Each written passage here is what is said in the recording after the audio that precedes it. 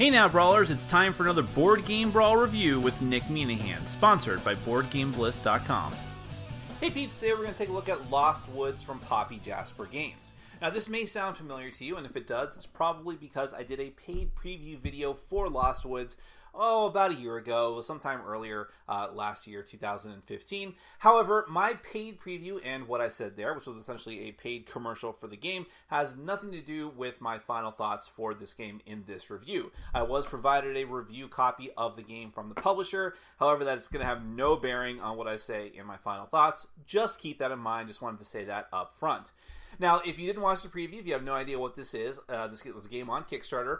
Lost Woods is a primarily competitive game, although you can play it cooperatively. I played it both ways, where you and the other players are taking control of these kids in this fantasy world who are lost in the woods, hence the name of the game, and you are trying to escape from the woods, get to one of the exits, and get out with as much gold as possible, of course. Now, it's a little bit easier said than done. You have to find weapons, sometimes not very good weapons, sometimes improvised weapons, and try to take out monsters, use magic spells, and basically just explore.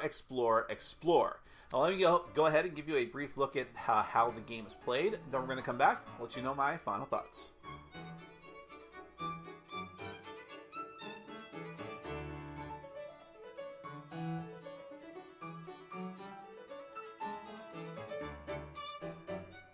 Lost Woods is a competitive game for 2 to 6 players.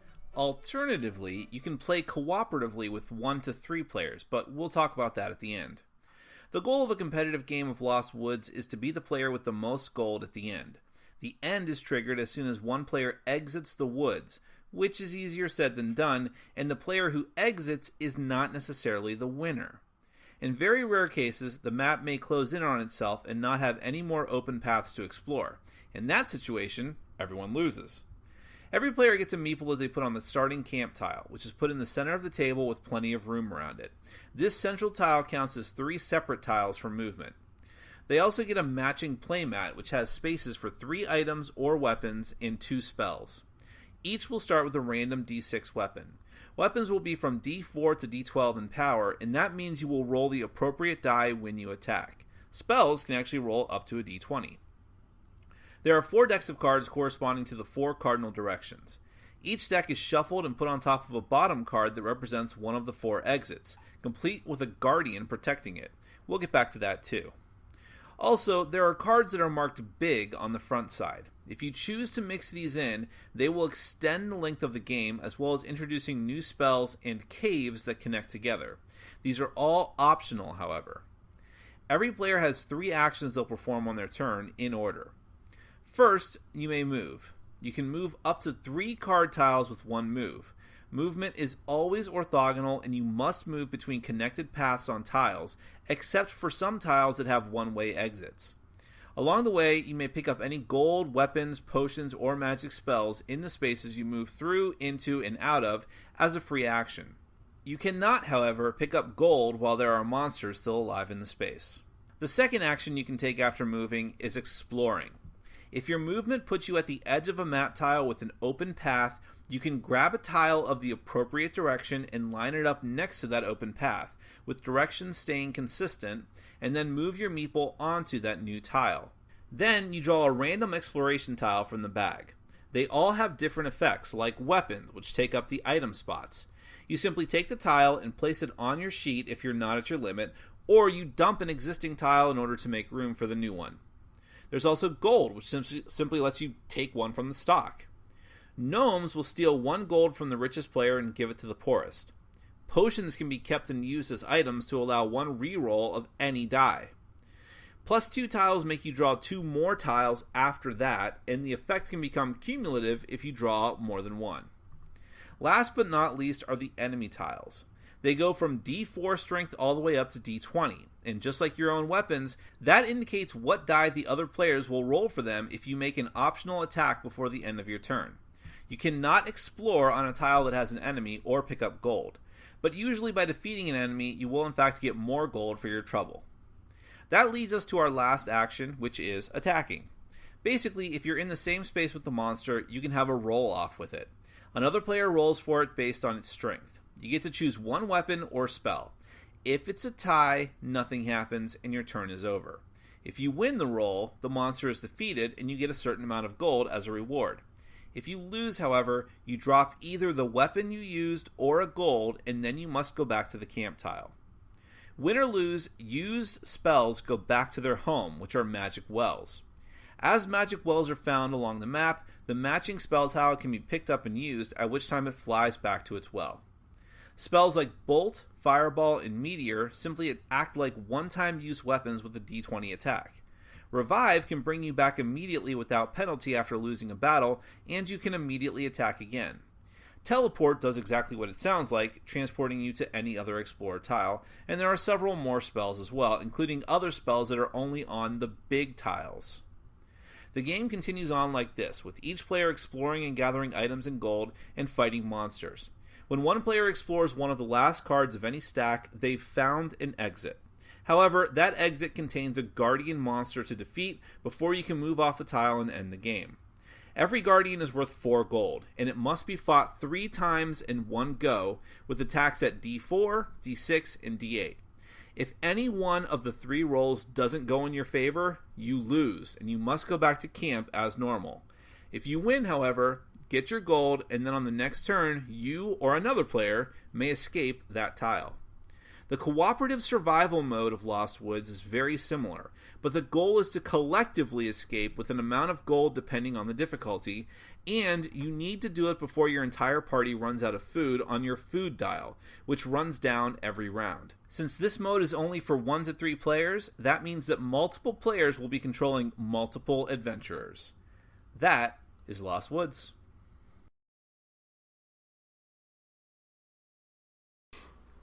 So the premise of Lost Woods is really solid because I don't play. There's a ton of games that have this sort of tile flipping exploration mechanism.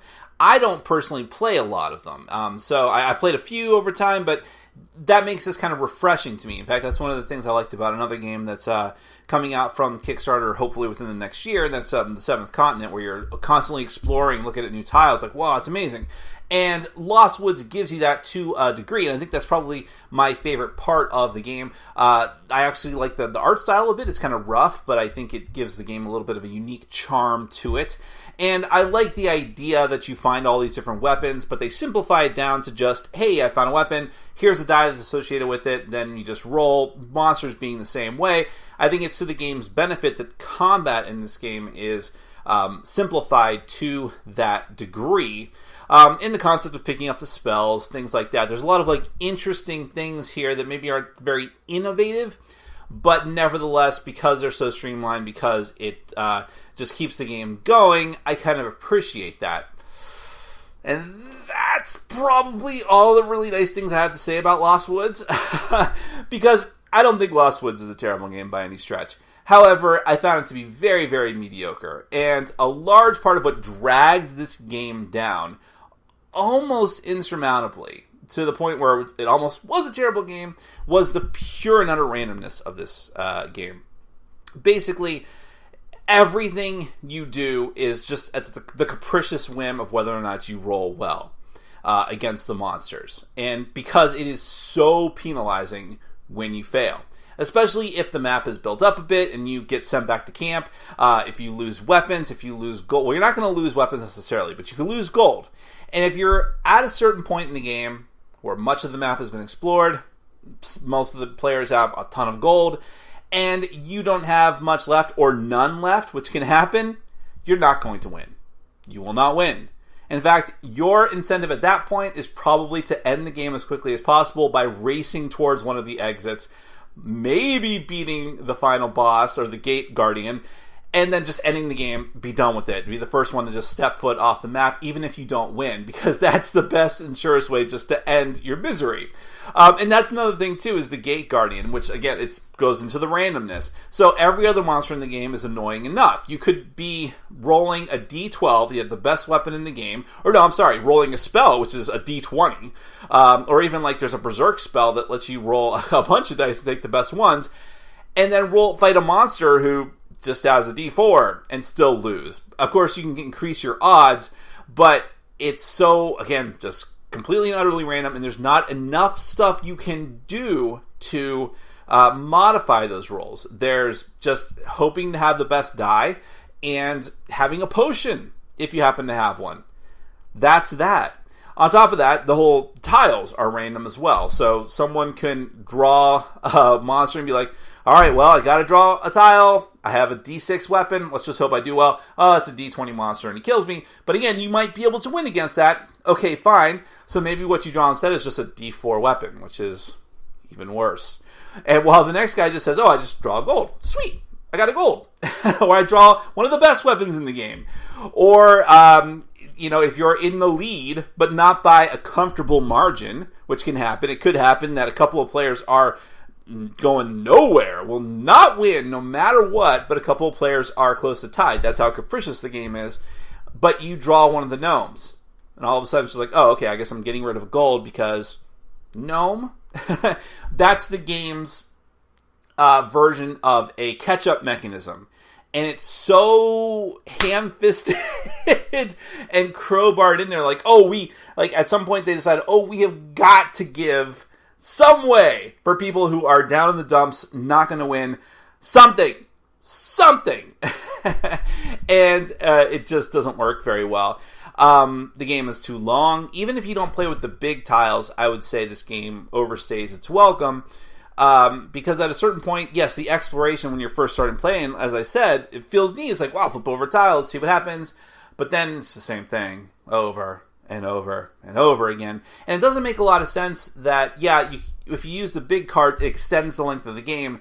And I don't recommend that. But then again, that has a lot of interesting spells. There's unique spells you only get when you use the big tiles, and the cave system, which really cuts down on you having to backtrack constantly. Why not have that kind of stuff in the base game, or have some sort of system to randomize the different elements together? I don't know, it's kind of weird. Now, the cooperative mode is slightly better, but that's weird too. Why just have it 1 to 3 players where you're taking control of multiple players? And I feel like the only reason I liked it slightly better was because misery loves company, where you're not at each other's throats, you're just trying to survive together, made it a little more bearable for me. I'm probably being too harsh in my rhetoric about this game, because I didn't hate it. I wasn't sitting there miserable the whole time. We played through the full game a couple of times, and not even counting the time I played it as a preview. But by the time I was at the end, I was ready for it to be over. And I was like, okay, that was fine, whatever. I'm happy never playing this again. Oh, we had to play cooperatively now. So that's kind of where I'm at with this game. I don't think it's terrible. I think that there's definitely some good elements there. Their heart was in the right place. I think that it's an interesting concept. But ultimately, the utter randomness, the utter sameness of the game as things go on, even when the spells being probably the only really interesting thing that adds some spice to the game, but it's not enough. Just the repetitiveness and mixed with the randomness, which is two really bad things to mix together, just kind of kills the game for me personally. So good ideas, like the art style, it's still going to be a pass. That is Lost Woods from Poppy Jasper Games. Thanks for watching. Follow us on Facebook, Twitter, and Patreon. And make sure to check out our sponsor, Board Game Bliss, where you can find an amazing selection of games from around the world. BoardGameBliss.com. Thanks for your support.